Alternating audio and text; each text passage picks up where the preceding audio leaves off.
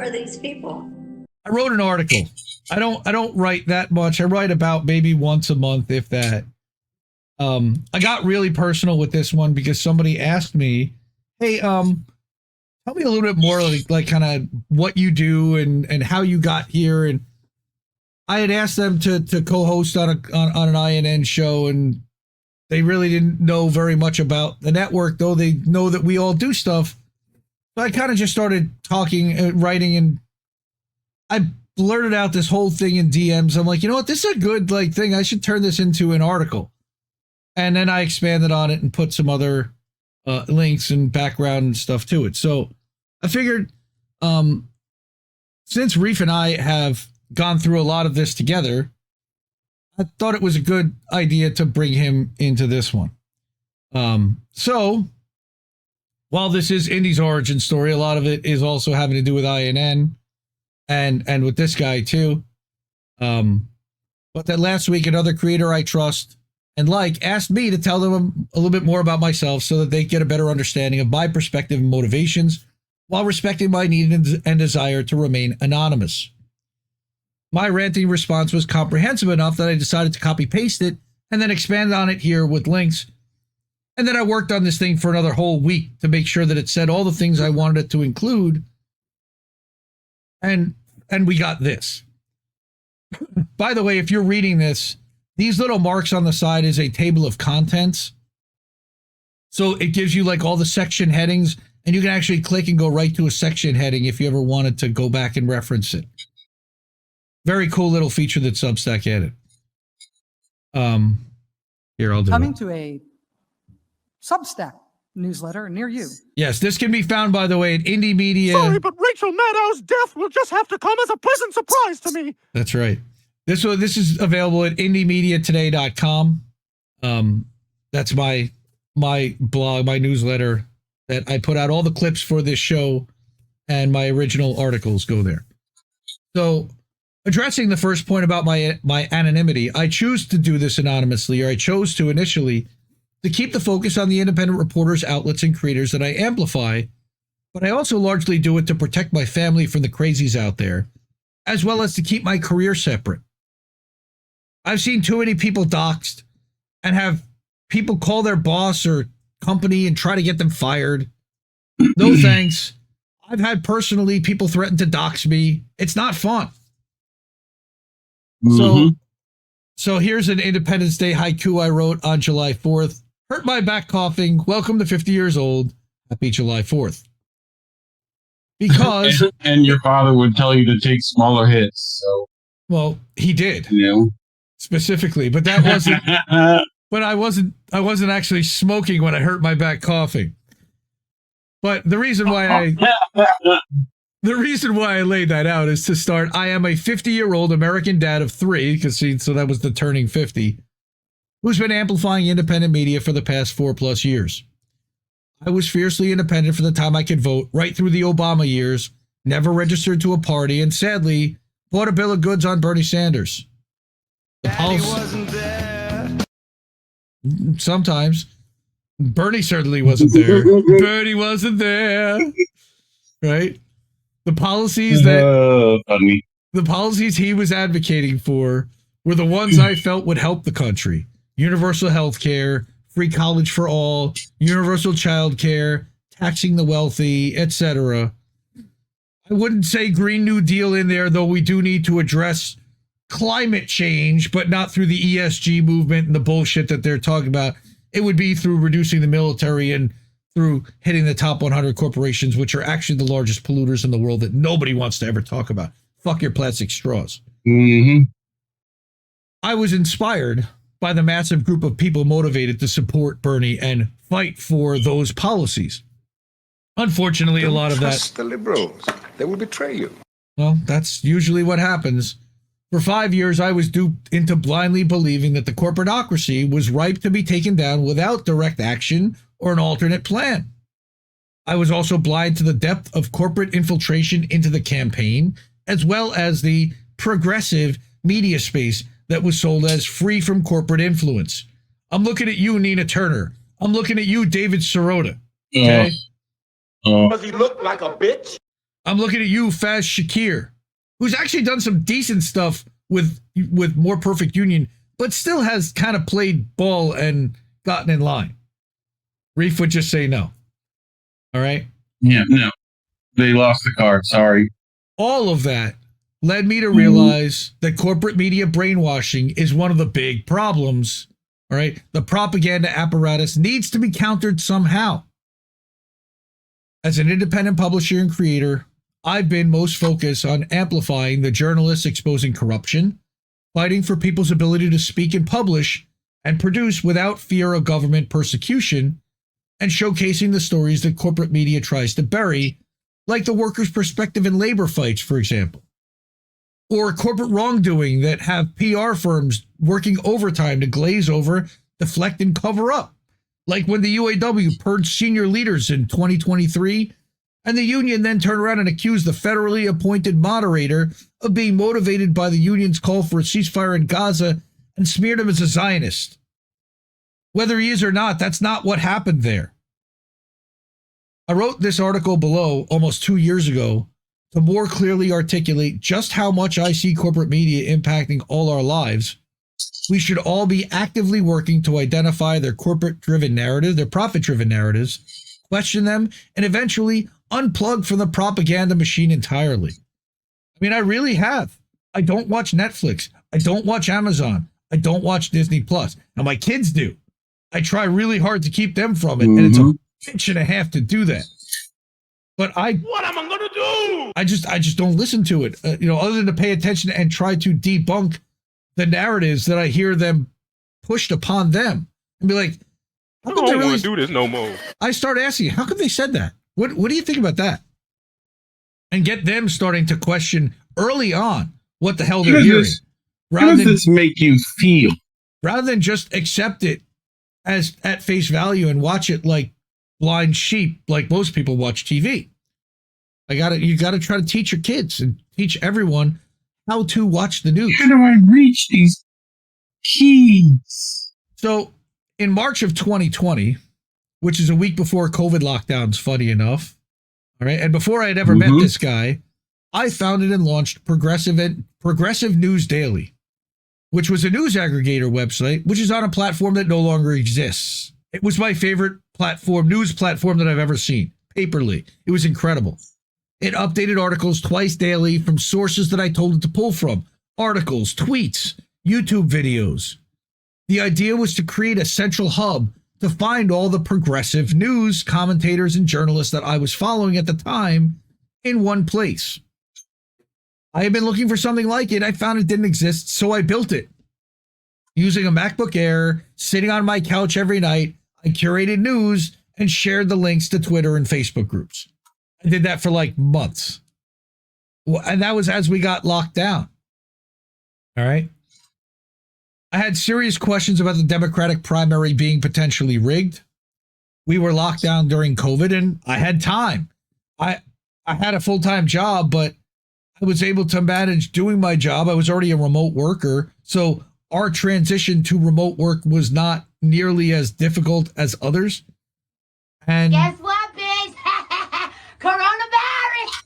And thankfully, I worked for a good company that said, look, don't worry about your sales numbers for the next 3 months. Worry about retaining your business and taking care of your customers. It was the total right move. We ended up getting tons of business back in the end. It was the right approach to take to that time. And it also freed up a lot of my time to do this curating of news and watching YouTube streams and other stuff. Like I said, I had serious questions about the Democratic Party being potentially rigged. We were locked down during COVID and I had time. I was shocked when none of the progressive shows even entertained the question or dove seriously into the vulnerability of the electoral process or the machines used to register and count votes. The people who were abandoned by Bernie and refused to get on board with the Democrats' agenda were angry, ignored, and marginalized. And I was one of them. This video by Richard Medhurst is one that I can distinctly remember as helping me overcome my focus on hoping the oligarchy-run uniparty, masked as a duopoly, would ever deliver for the people. And I'll play a few a couple of minutes of my brother. I usually start around 9 minutes here. You just keep thinking it can't get any worse, and then it just, it just does. I'm opening Twitter.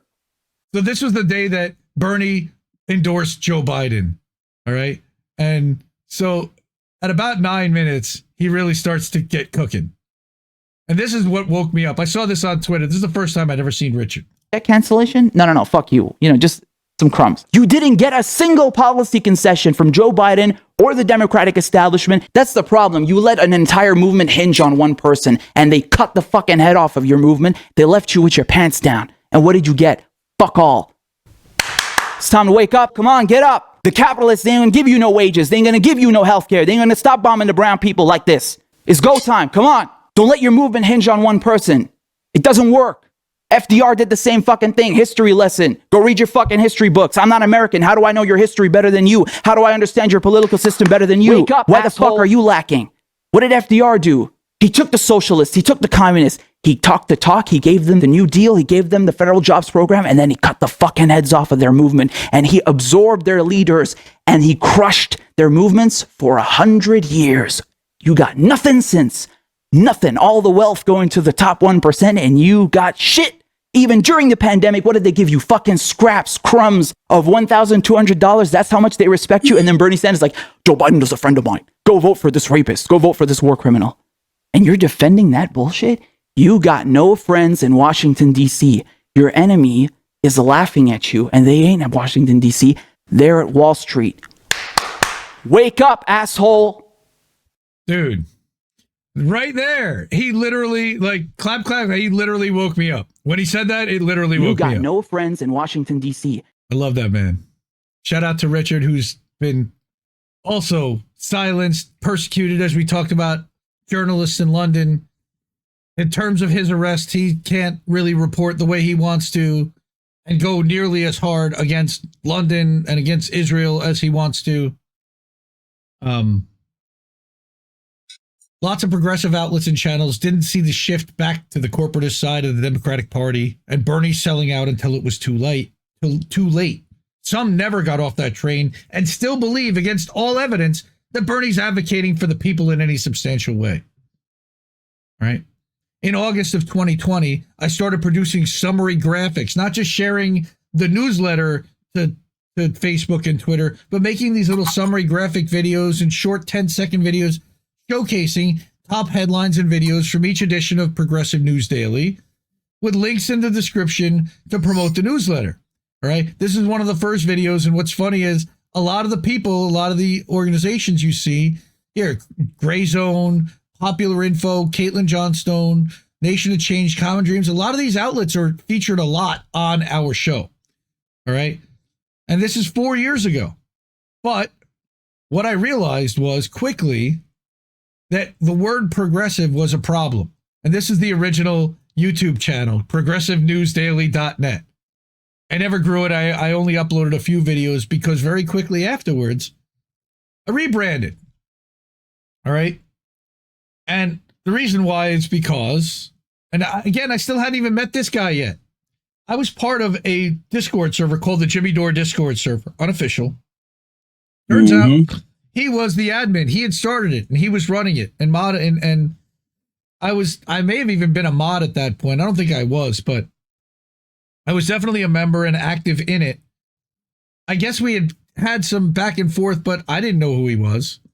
All right. But come September, after I started making those videos, I realized that I had been moving in the opposite direction from the progressives that I was originally amplifying in these newsletters. Now, this is one where I was starting to already shift, and you can see that shift moving toward the Gray Zone and Caitlin. All right. But Common Dreams, Nation of Change, they're still talking basically about progressive type of stuff. All right. The progressives weren't interested in actually challenging duopoly power, extracting any concessions out of the Biden campaign in exchange for a vote over Trump after they'd maneuvered to push Bernie out of the primary. Right. So finally, I watched the trial of Julian Assange in September 2020, which did a lot to radicalize me and expose who was actually advocating for a free press. And again, it was that guy up here, Richard Medhurst, all right, that went to that trial and covered that trial every day. And I was putting his summaries in these summaries every day and posting them everywhere, including in the TYT Slack group that I was in, that I know some people at TYT were a part of. And I was begging them to cover this trial. They wouldn't touch it. That to me was the end. Like, I was done with the entire quote unquote progressive movement with the way that they ignored the Julian Assange trial. Because it turned out that the term progressive just really meant a Democrat under 50 who's embarrassed to admit that they're Democrats. The Progressive News Daily website and social media presence were rebranded as Independent Left News to better align with where I was politically. I'm an independent. I'm to the left of everybody on the Democratic side, and I certainly have news that's a lot more accurate than whatever they're pushing. All right. I launched a new Discord server as an adjunct to the website, and I created bots to feed articles and videos into separate channels that are dedicated to each creator. And that server still exists. It's got a bunch of people there. It's basically a reference server. All right. This is one of the first rebranded summary videos back from October. Again, you can see there's a Jacobin article. Blah. Okay. And then the Squawk Box. I think we still use them. But Lee Camp. There's a Kyle Kalinske video. Ring of Fire, Beau of the Fifth Column. You can see how shit Libby I was way back then. All right. And there's no sound, but I at least made the bats move. And like you could see a little bit of motion, and it was cutesy, but all the links were there. A lot of those links are still the same. All right. Election night. So I started doing a lot more modding for channels over that summer. Election night comes, and I'm covering all over the 2020 election. I have 5 different screens up watching all the different live streams. I had fun watching that stuff. I was still into electoralism to a point, but I was on my way out. And then comes Force the Vote. Now, I know a lot of you in chat were there for Force the Vote. For me, it was a real clarifying moment. And I would say that another important experience post-2020 election was participating in one of my first grassroots online organizing groups. It was a campaign to convince those progressive Democrats in the House, those squad members, to hold out voting for Nancy Pelosi as Speaker after the Democrats had won the House in the 2020 election. We planned hashtag blitzes and made memes and images and short videos to explain the idea and the rationale behind holding out to get a House floor vote for Medicare for all. To put every representative on the public record whether or not they supported universal health care. All right. Part of the group wanted to convince them not to vote for Pelosi no matter what. Not just force a vote for Medicare for all, but say make them pick a new speaker. Forcing the Democrats to choose a new speaker. Because they had the leverage. They could have done it. They chose not to. Yeah, but they wouldn't even do the first part of it. Right. But the point was that remember how AOC ended up voting present later on for something else? If only she had voted present for speaker. Because if they had all voted present, okay, they never would have been able to seat Nancy Pelosi as Speaker of the House in 2020.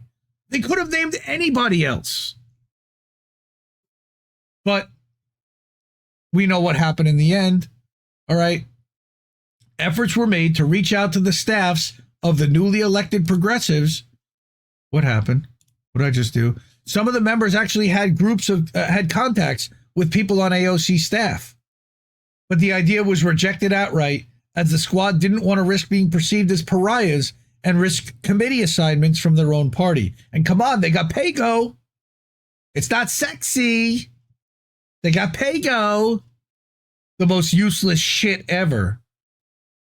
All right. What they didn't get was yelled at on MSNBC as wanting to torpedo the country. No, the Republicans did that when they got control of the gavel in 2022. And you saw Marjorie Taylor Greene and Matt Gaetz and the other quote unquote extremist Republicans actually force out a speaker and show that it was possible. We were screaming and tearing our hair out when the Republicans were doing that. This is what we wanted you to fucking do to Pelosi. You could have had that corrupt cunt out 2 years ago. When the squad was unwilling to play that kind of hardball against their own party leadership that loathed them, I knew they would never that they would never support the grassroots. I had already voted against the duopoly in 2020 and vowed never to vote for another Democrat or Republican again. Duopoly exit. Emerging from this push was a group of progressive media figures, led by some of the commentators that I was following, amplifying, and supporting at the time, that were vehemently against pushing for anything to force a vote or to upset Nancy Pelosi in any way.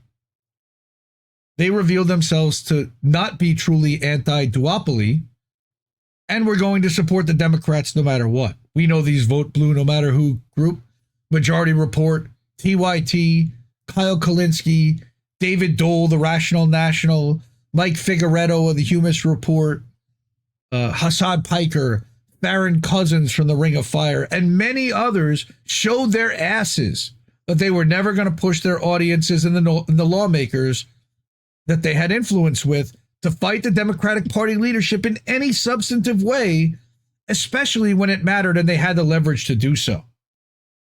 I mean, they had all the conditions were ripe to get whatever the fuck they wanted, and they caved for no reason. That helped shape which outlets and journalists I chose to amplify and to no longer amplify as representing the view of independence moving forward into 2021. You had something you want to say, Reef, or no? No, Oh, sorry. So then we talk you're about okay.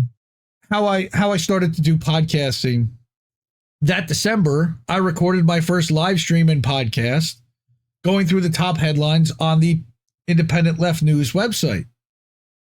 And then in just my third or fourth live stream, I reacted to January 6th in 2021. And I'm proud to have that initial take, proud to have the footage and the perspective preserved as it was happening. And I just remember saying, like, what do these people think they're going to accomplish? This is ridiculous. Like, they're not going to take over the country. Like, it's insane that they're rioting, and I can't believe what they're doing, and this is terrible. And it was like a car crash that you couldn't stop watching. I had both woke.net on one screen and Hassan Piker's stream on the other, and they're streaming in all the different cameras that they possibly could. And I was just kind of reacting and engaging with people who were in chat, and we all just couldn't believe what was happening. But that was kind of a taste of live streaming, and I didn't really do it again for a while after that. Once in a while, I would jump on, like I took people through what I was setting up with the Discord to try to explain that better. But I really wasn't that into live streaming initially. I recorded this podcast every day for a couple of months, and I wasn't getting very many listens to it. And I'm like, you know what? It's more time than it's worth. I was recording it every night at midnight, going through and reading the headlines, and it didn't really explain anything. It literally just read like, hey, I have this headline that says this from Common Dreams, and this headline from this and this. It had no teeth. It didn't really explain anything or read the article, or it was literally just a headline read. So I stopped doing that. In early 2021, I get contacted by this guy who has a YouTube channel and asked me to join his advisory board. And we're not going to get into the whole story about this, but for me, it was free and it was volunteer. All right. That's where I ended up meeting this guy, Reef, who I was already, like I said, acquainted with, but didn't know well because he founded that Jimmy Dore unofficial Discord server, which I was already a member of. At that point, I was definitely a moderator of too. During one of these board meetings that we get invited to, an idea for a series of panel discussions was floated to talk about solutions for independence post-election after the 2020. It's like, all right, that's a good idea. A series of panels focusing on education, government, and media were arranged. A time frame was set, and I volunteered to direct it. I also helped book a lot of the guests from independent media. So I called up a lot of the people that we were covering, that the newsletter was covering, explained what we were trying to do, and every single person I asked if they were available said yes. It was pretty wild. I'd never done anything like this before. Like I said, it's the first time I'd ever produced or directed anything like that. Had no idea what I was getting myself into. All right. Reef and I were the primary drivers and the team behind the scenes producing the U.S. Solution Summit, which was a 5-hour, 6-panel live stream on May 20th, 2021. But it only happened after many late nights, more than 100 hours of testing, coordinating with panelists and moderators, marketing the event. There were, of course, a number of people who contributed that the event would never have happened without as well, naturally. But the large portion of the work was done by Reef and I. Reef had the backgrounds and figured out how to navigate and engineer the stream using OBS, which he'd never used before. We had to figure out how do you multi-stream it to all these channels that we wanted to go out to. And I think we streamed it out to as many as 15 different channels. All right. Yeah. And manage chat and bring in all these guests. And so we had Zoom and combined with OBS and Restream and all these different moving working parts coming together for a massive event and timing it all right. It was really challenging. I would never want to do anything like it again. All right. But we pulled it off. I'm proud of what we did. It was a good intro event. I wish we could have, in some ways, had more experience under our belt before we did it. But, look, Yeah. you cut your teeth where you cut your teeth. And we just, some of the panelists on that, again, Jimmy Dore was a panelist there, and Fiorella and Pasta and Kit from Hardlands Media. We had our friends there and people that we really liked and respected and wanted to see talk about solutions. And I think we even got some out. Mostly it was just a bitching about Democrats, though. Yeah. Throughout the summer of 2021, I became a moderator for several of the channels that I amplified to help them with chat. I did some interviews that summer about independent media. I'd never done that before. Actually did Fault Lines with Jamal Thomas. And I did Joe Firestone. And actually, so the whole story of the bird and the whole story of why people call me Indy comes from, believe it or not, Joe Firestone. That's not in this article. But the story goes is that I was chatting in his YouTube stream, and it was Independent Left News. And rather than addressing me every time as Independent Left News, he said, I'm just going to call you Indy. And that's literally how it started. So when he invited me to come on the live stream, I didn't have an avatar or anything set up. Reef actually helped me with this spectralizer sound thing and a bird in the middle and kind of how do we present so that I go on a live stream, but it's not just like the boring, kind of circle that moves. So that's how this whole thing evolved. All right. I also co-streamed the March for Medicare for All. Look, we were still involved in Medicare for All and pushing for Medicare for All at that point. We were naive to believe that we would trust this government with our health care, which of course now we're glad to believe that, glad that never happened in a way. Certainly it would be great that more people were covered under Medicare, but the universal health care, Medicare for All, never existed. It was a dream. It was an idea and a concept, but it wasn't real. Unfortunately, it's real in every other civilized country, but we have capitalism in our country, unfettered, and a bunch of different rules structured that will make it very difficult for that to ever happen. All right. But so this was like one of the snapshots. Let's see, Matt Taibbi and Independent Left News. These are different articles that I had shared and videos for March for Medicare for All. There's Lee Camp talking about it on Katie Halper's stream from 3 years ago. Amazing, right? Corporate media, by the way, was already nowhere to be found on my radar anymore, including Netflix, Amazon Prime, all pro sports. It serves the agenda of profit over people, all of it. I was focused on trying to get more people involved in helping each other and unplugging from that corporate bread circus's distraction. All right. So at the end of that summer, I decided that I want to try doing a live stream again. All right. At the end of August, Reef and I started a midnight Saturday weekly show, just deciding to read through and comment on some of the articles on my website that some people might have missed. It didn't even have a name at first, but in our third week, I finally named the show How Did We Miss That? Oh, wait, you're watching that show right now. Hey, how about that? Hi, everybody. It's How Did We Miss That? This is the thumbnail and actually the first episode. Hello, motherfucker. Yeah. So this, I actually embedded the episode from the first, from episode 1, which was just called Stories You May Have Missed This Week.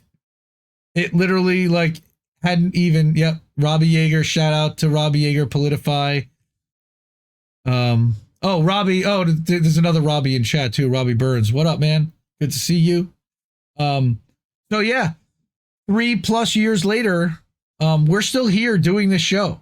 August 28th, 2021 was our first show. We just had our 3rd anniversary a few months ago. And this is episode 137, and we're still doing it. So, very proud of this show. You know, one of the things I want to make sure that the stories that we do, like you look back on it a year, 2 years from now, that we're proud of that work and that we're not embarrassed by, oof, that story's kind of cringe now. I don't think there's a few of those. There's a few of those, but look, man, we've been covering 4 to 5 to 6 stories a week for 3.5 years. It's going to happen, but I would say the overall body of work, pretty damn solid. I would say I'm proud of, not to pat myself on the back, but next we get to INN, which you're all watching for the most part on an INN channel. Thank you for that. That was what I saw as our next logical step in organizing. That October, and what I didn't really what I didn't go into here was the reasoning why I did this. Partly I did, but I also had seen what had happened with RBN. At the time, they were still Fred Hampton leftists, and they were going through a drama, a transition, an argument internally, and they had voted CJ out at the time. How interesting that CJ is now still not part of RBN, but this was 3 years ago. They had tried to kick CJ out and saying that he had violated a rule, and it created a lot of problems. And I was like, you know, RBN's got it just about nailed. I love these guys. I really do. The one thing that I think they were all missing, and I was saying about what happened with CJ, was they were all kind of missing that they didn't have their own. The only one that did have their own channel at the time was Sabby. Nick had a channel that he didn't use much. CJ had a channel that he didn't use much.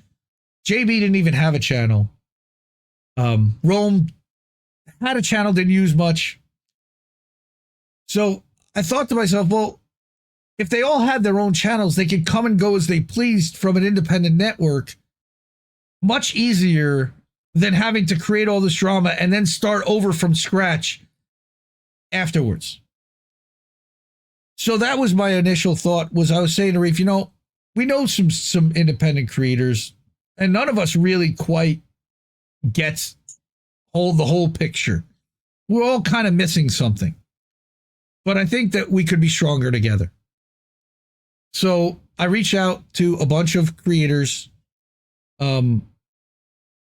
We had a couple of Zoom meetings in mid-October. And so, like I said, that October, I reached out to some of the new creators I was following at the time about the idea of pooling resources, amplifying each other's content, and being guests on each other's shows. That was the idea. You know, rising tide lifts all boats. INN was launched 3 years ago this month. That was last month. We started with 16 members, many of whom have moved on, but the concept and model are still the same. All right. And you can see I put a link to the article that we posted to INN newsletter that week announcing that we were becoming a network. INN was founded on and is still to this day about amplifying each other and sharing resources and knowledge. The members share a premium Canva account. We share a premium Restream and a premium Zoom account in which we can choose to publish either to our channels or the network channels or both. It's up to each one of us. I kind of lead the thing, but everybody kind of does their own thing. I coordinate a schedule weekly, and I'm the principal driver, but the idea is that it should be able to run autonomously without any one member driving it. The big goal is to counter the massive wave of corporate-driven crap pushed out to most we know with better, more helpful content that the actual people make to help create and help shape the media we want to see. We're still trying to figure this all out as we go along and evolve over time. I also published the INN newsletter separate from this newsletter. Initially, that was just to write articles for the members, but there's so much video activity and clips being generated every day, live streams. I started publishing first a weekly update every Friday, starting last June. And then this past August, I added a daily update because, again, I wasn't even including the clips in the weekly. There's so much happening every day. Right. And there's, again, a link to sign up and subscribe to INN newsletter. If you're not already subscribed, please do. Or it's free. You can support with a monthly or annual contribution, but definitely sign up and get those emails. They are separate from what happens at Indie Media Today. They are inclusive of all of the members of INN, plus AM Wake Ups. Like in the morning now, I'm going to include a link to the AM Wake Up show. And then any clips that are published throughout the day. It's the only place you'll get those other than on our YouTube channel. Now, I want to pause for 1 second before I get into the next part, because progressive, except for Palestine, was definitely a theme for a while in our space. And that is one of the things that I thought was really important to talk about when it came to independent media, corporate media versus being truly independent and corporate free, towing the line of Zionism and buying into that brainwashing and kind of walking people through a little bit of my background so they kind of understand where I was coming from there as well. So to get into it, I was raised as a conservative Jew. I was a bar mitzvah. I was married under a chuppah, and I visited Israel myself 30 years ago, but I was never really comfortable with my religion. I was always more non-secular, but culturally Jewish, of course. You know, kind of, it comes out in my voice. I talk with my hands. I walk in a room, I open my mouth, people have an idea. Some think I'm Italian, but most of them are like, yeah, that guy's Jewish. My father's always been a rabid Israel supporter and used to always host big meals for the big holidays with 30 plus people attending, family, friends, business associates, even random stragglers. I had stopped practicing entirely after I moved out of my parents' house in my early 20s and became what I like to refer to as a twice-a-year Jew, where we went to temple only on like Rosh Hashanah and Yom Kippur.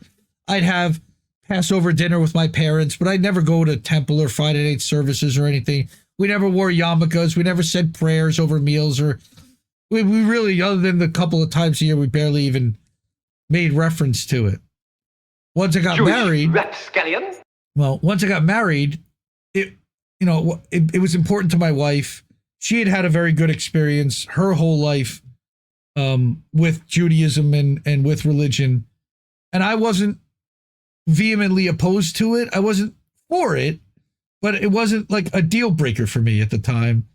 And as somebody who grew up Jewish, I wanted to marry somebody Jewish, mostly for the kids, because I didn't know about a lot of this stuff, A, and B, it supposedly makes things less complicated when it's raising children, when it's dealing with religion and everything else. How do you do that?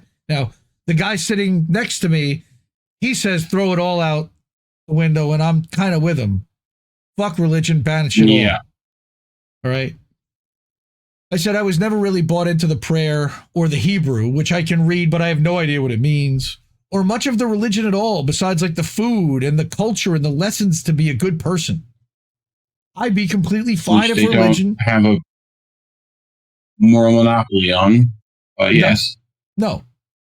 You know. But some of the lessons about, being good to your family and being good to your neighbors and everything else and are good things. Now, there's also eye for an eye, and there's also a lot of negative stuff in the Bible and the Torah. And those lessons don't only come from that either. No. Point. Agreed. Like, easily found elsewhere. All right. But, the food, you know, gefilte fish and latkes and that stuff, you know, Bless you. matzah at Passover and chopped liver and bagels and lox. Cultural Jew, you know what I mean?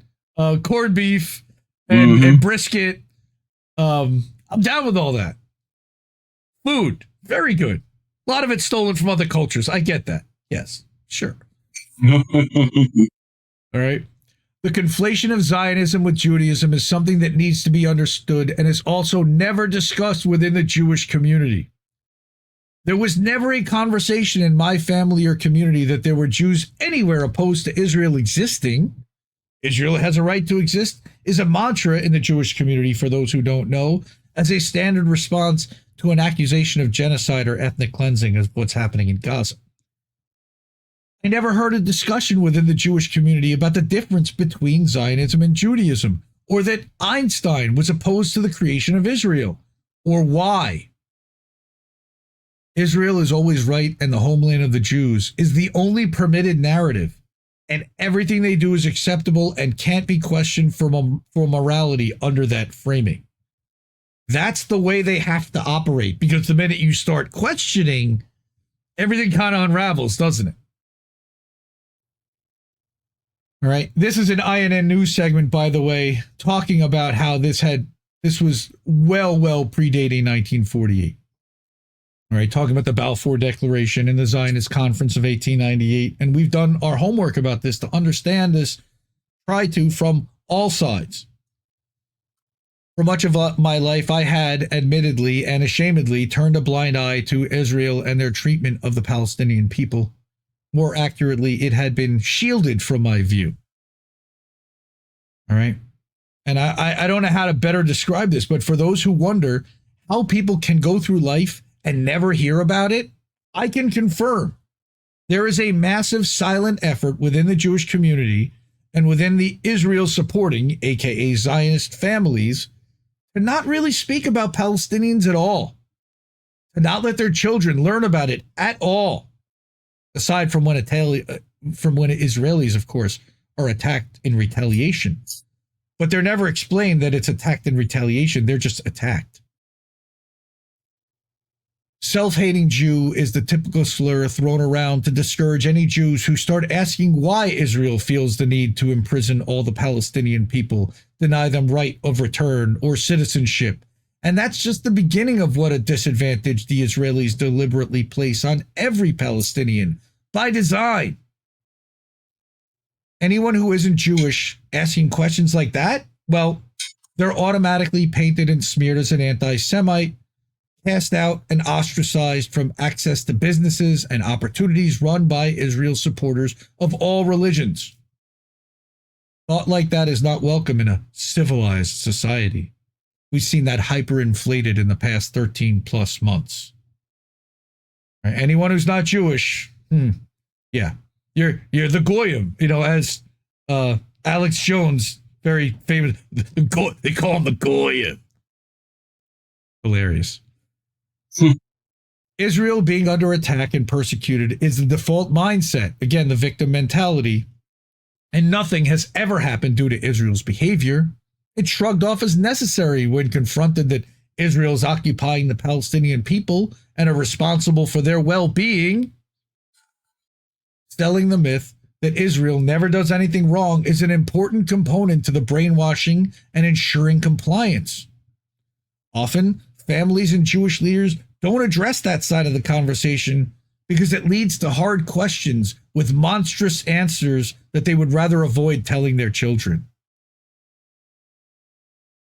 Below is an hour-long conversation I had with my brother here, Colin Radix Carter. Shout out to Care Bear, one of my close friends, where we discussed the pushing of a narrative which tries to link the struggle of black people in the United States and Jews, equating the struggle of the Jews in the USA with the struggle of the African Americans. We talk about the brainwashing of Jewish kids about the Palestinian people and the framing of Israel as the birthright land of the Jews, which is insane. And if that's the case, wouldn't every American then have to allow a Native American to then take their house back? Good question. Huh? I literally had to seek out this kind of coverage to find it because corporate media would never allow speech that's critical of Israel. Once I saw it, I couldn't unsee it. And that's why they work so hard to prevent you from seeing it, by the way. Courageous journalists like Asa Winstanley and Richard Medhurst, Sam Husseini and Eva Bartlett, Vanessa Bealey, Alan McLeod, shows like The Convo Couch and The Jimmy Dore Show, Going Underground with Ashton Ratansi, Redacted Tonight, and anti-Zionist independent Jewish journalists and commentators, who I look up to like Max Blumenthal and Aaron Mate, Dan Cohen, David Miller, and Lee Camp, Eleanor Goldfield, and others. Then you've got documentaries from Abby Martin like Gaza Fights for Freedom. All of these introduced me to the perspective of the Palestinians. They're censored, largely banned from major media outlets speaking on behalf of the Palestinian people. All right. We see the way that Piers Morgan does it. He brings on a pro-Palestine person, lets them get attacked by Israeli supporters, and then in the 2 minutes that they're defending themselves and trying to establish what they want to talk about, they're interrupted constantly by idiots like Alan Dershowitz. That's how they frame the whole thing on corporate TV. They don't let, and no Palestinian, by the way, is ever invited to speak themselves. It's always somebody else on their behalf. A British journalist, a Lebanese journalist, an American commentator. Other people are brought on who support them, but they never actually talk to the Palestinians themselves. One specific moment that changed my view permanently was in May of 2021, when the IDF murdered journalist Shireen Abu Akleh, who was a Christian, and the riot police then attacked her funeral and attacked her pallbearers. And again, the one who provided the level of rage and anger that I felt was appropriate was my brother Richard Medhurst. All right. I'm speechless. I'm so speechless. You know, again, when you see Shireen, she's like a household name. Everyone has grown up watching her in the last 20 years. And, you know, when you see Shireen, it's like you see, you know, I look at her, I see my mother in her, my auntie in her, you know, it's, and they just took her life away. And then they won't even let her be buried in peace, you know.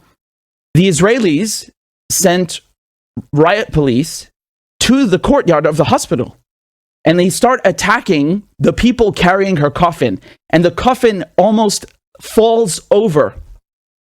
Can you believe this? They kill this poor woman, and not only do they attack her funeral, but the day that she died, they raid her house. They actually smashed the window of the hearse just to take the Palestinian flag off of the coffin. The way that the mainstream media, they are so disgusting in how they hide this. The BBC said her coffin was jostled. Look at this. This is how they described her being murdered. They said she was hit in the head by a bullet. What?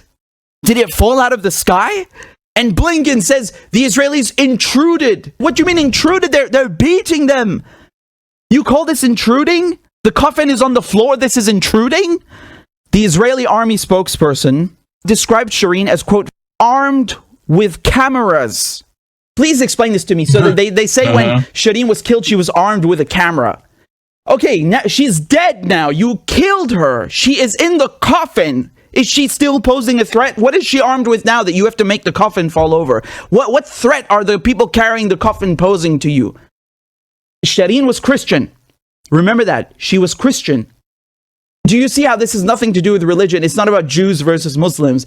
It's about colonizers, the Israeli colonizers, and the colonized Palestinian people. And that's why today, when Shireen was buried, you cannot count the number of people that have come out. Muslims, Christians, you name it.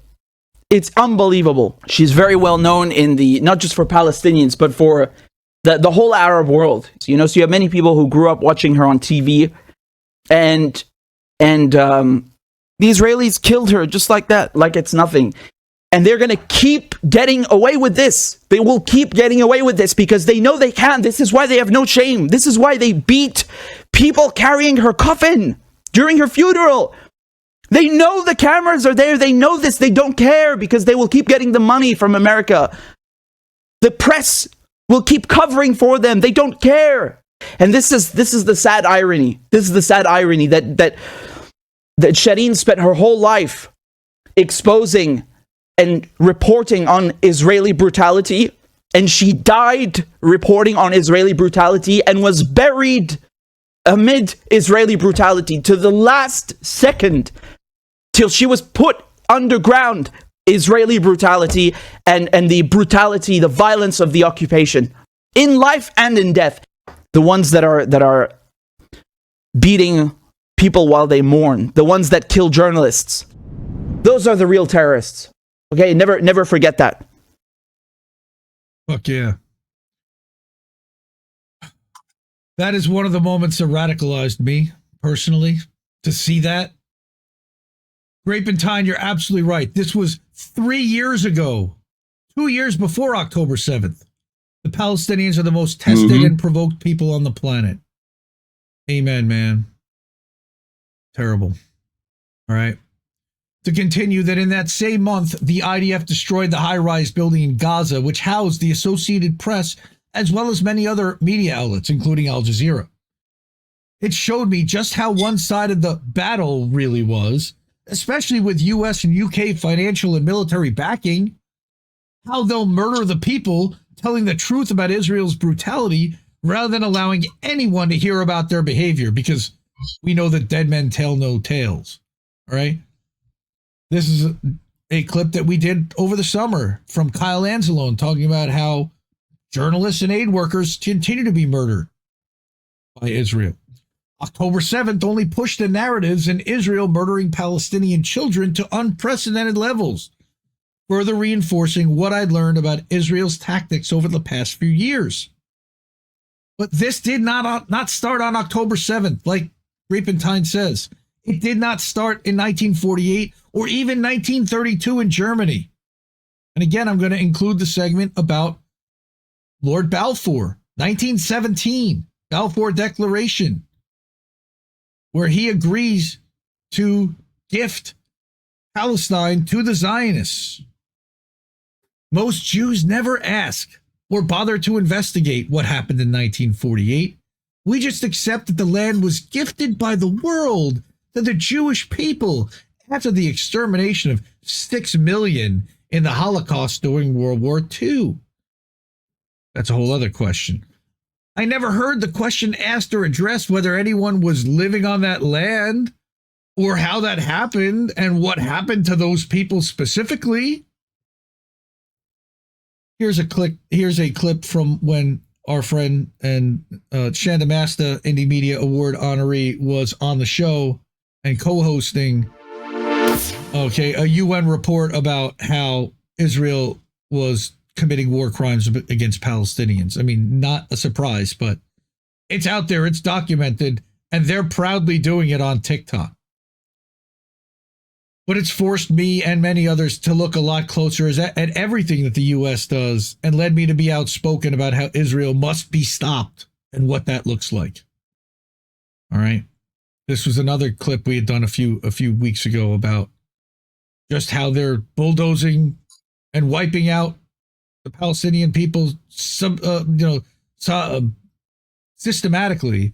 This was when they started bulldozing the streets of the West Bank. All right. And now they're just bombing the West Bank and displacing people and having Israelis, having settlers live in their homes and then demolish the home.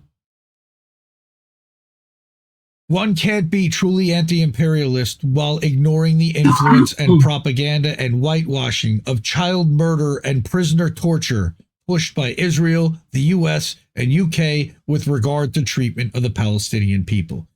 Period. There is no such thing as progressive except for Palestine. You either are or you are pro-genocide. Now, take a little bit of a breath. I also have done quite a bit of other stuff, but I didn't really want to. This would be miles long if I got to everything that I did. But in January of 2022, I wanted to try my hand at an interview show. So I started one called Friends of Indie Left, where I interviewed some of the journalists and podcasters that tell the truth in the face of corporate corruption that get censored. I recorded 11 episodes in 9 months back in 2022. Maybe someday we'll bring it back. I enjoyed the conversations that I had, and some of them are still some of my closest friends in this space who I really rely on and on their opinions and really appreciate the work they put in, like our friend Fiorella here, who was the last one that I did. But Alex Rubenstein and Misty, JB, Kit Cabello, Sabby Sabs. Sabby Sabs was the first person I wanted to talk to. But not only did I start doing interviews, I also I had to try my hand at executive producing, because Tara Reid, everyone here in chat is familiar with Tara Reid, our sister, who's living in Moscow. Tara Reid had joined INN at the start. She since has, amicably departed to do her own thing over with RT and over in Russia on her podcast. But back in March of 2022, her previous podcast deal with RT didn't get renewed, and she asked us to help. So I led and assembled a team of 5 that we built to rally around and support her, producing and hosting and promoting 80 episodes of The Politics of Survival over the past 3 years, even as we figured out a transition of her moving to Moscow. Shout out to Oz the Boomer, by the way, for really stepping in and helping out in the first 5 or 6 weeks while we figured out how to get this all together. I even got to be a guest on the show in one of the final episodes, which was very cool. And I include that if you want to listen to us talk about some of the other inside baseball and how I first met her and that whole thing came together. All right. But then I talk about my brother, Jesse Jett. I mean, what can we say about Jesse? I think everyone in this chat loves Jesse Jett like we do. That same month that we started Tara's show in March of 22, we invited Jesse to join us at INN. He'd already been a guest on like 6 different shows. He'd been on Reefer After Dark a bunch. That was a show we used to do every Friday night. That was fun. But Jesse happily agreed to join and become a member of the network. We told him he could become our musical director. Everyone gets a silly title. And he turned to me and said, for a show, I was thinking about doing like a variety show where I play some music and I read, we'll break down some of the lyrics and engage with chat. I'm like, yeah, that sounds cool. He's like, I want you to be the host. I was like, well, okay. Blew me away. I never figured, but I'm so honored that he asked me to. But that's American tradition. We just had our 51st episode after 2.5 years, and we're still going strong. And I love doing that show. Producing that show is an absolute pleasure. We also then expanded into taking all of the performances and assembling them into a clip show that I then put out every other Friday night. And then when we do a Tuesday night live show, I'll rerun that Friday night too. It's therapy, fun work, I call that, and a privilege to be able to help Jesse share his art with the world. I'm only frustrated that more people aren't hearing or seeing him. We're working on it. Please, whatever you can do to share Jesse's work and to get more people knowing and hearing Jesse, that's what we really want to see. And we just made some more merch, so there's new Jesse merch even in the indienews.shop. So other odds and ends and skills, I've also gotten, like you see, the writing bug occasionally, sporadically when I'm inspired to do so. I get a crazy bug about something. I get really pissed off about something like Stripe screwing over the Last American Vagabond, and I decide to kind of write an article highlighting that. And what do you know? Stripe reversed its policy, and Last American Vagabond was allowed to stay, which is great.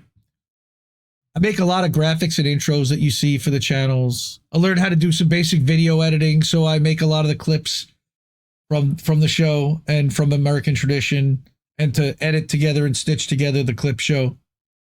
And I've tried to help dozens of channels with their graphics and live streams and publishing to Substack and advice with regard to channels and multi-streaming and overall strategy there. There are several other shows and podcasts that I produced and I never even got a chance to touch on the Indie Media Awards. Hey, that's a little something that I thought definitely deserves some shine, a little bit of a mention in here. The creation of the Indie Media Awards to highlight the small group of people who are usually censored and shadow banned, but still dedicated to telling uncomfortable truths and fighting the corporate machine.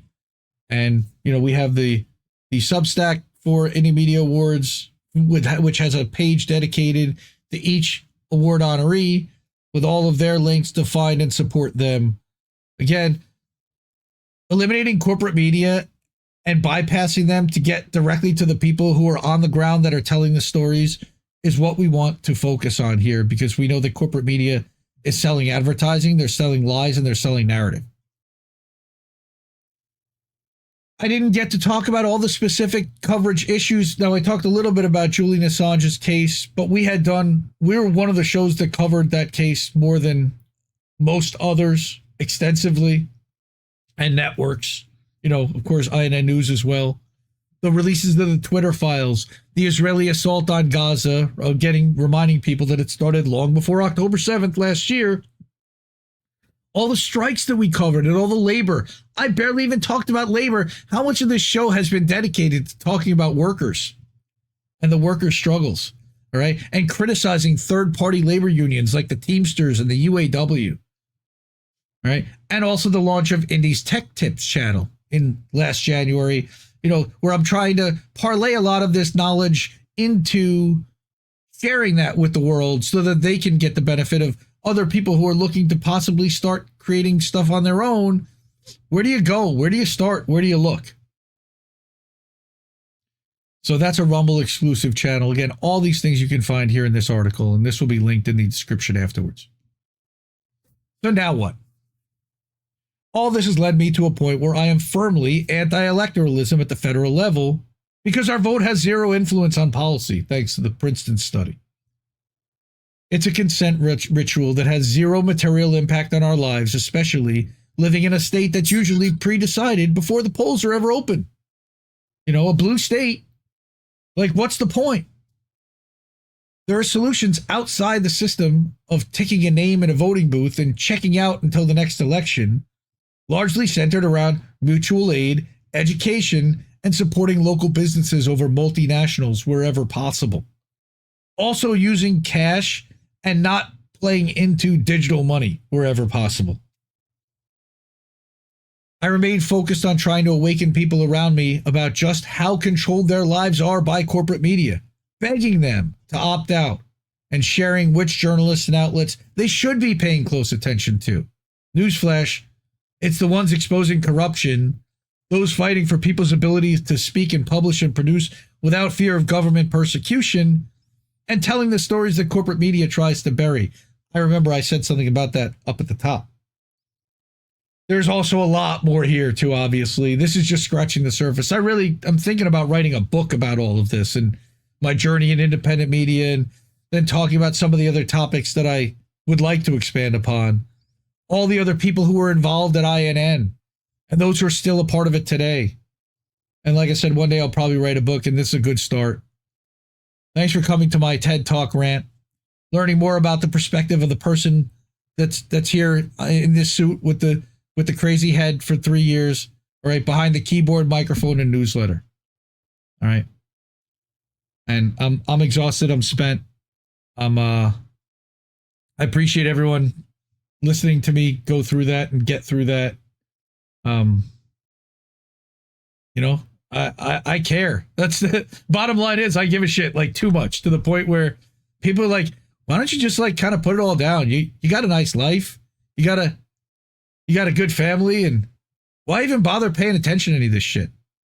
Like, just put it down. I wish I could. It's like Jesse Jett said in Red Pill, like once you know, you can't unknow. And that's why I'm here every day, 7 days a week, dedicated to sharing and amplifying independent media, to helping the members of INN grow their channels and their ability to reach people with an anti-corporate, anti-capitalist, anti-imperialist message. And I appreciate all of you out there listening, watching, and sharing and telling other people about what we're talking about. I didn't even mention the words none of the above. I sort of did. I sort of did because I said that I'm anti-electoralism, but none of the above has been like a big thing here. And we're still about none of the above because there's nobody coming to save us but us. So we made the media that we wanted to see. We continue to do that. We'll continue to support the people that are telling the truth and vet the people who are coming in to see whether they do or don't. Ian Carroll, are you listening? You know, people like that show up. We can see the ops because we've been here a while. And we want people that actually are here to share the truth and to expose the bullshit. And when you're here to sell a narrative, it's really obvious to see the people that aren't. So, yeah, that's where we're at so far. But Why are we still here? Just because we're here. Roll the bones. Why are we here? Because we're here. Roll the bones. That's a Rush lyric. All right. I don't want to do this no more. Some days that's exactly what I say after all that. These are the amazing people that have supported INN. We love you. Thank you. We're almost to our goal of paying off Zago. We're almost there. We're getting so close. And then we can start working on, all our expenses for the year and covering those so we can get to other cool stuff. So that's the immediate plan. Cash App, Ko-fi, PayPal, Patreon are the easiest ways to do that. You can also subscribe at innnewsletter.com and support with a monthly or annual contribution there as well. This is the way that we hook up our streamers and our network. If you appreciate the work that we're doing and you want to see us continue and help us keep the lights on, we got Cash App, we've got Ko-fi, PayPal, and Patreon, or innnewsletter.com. You can buy your merch at indienews.shop.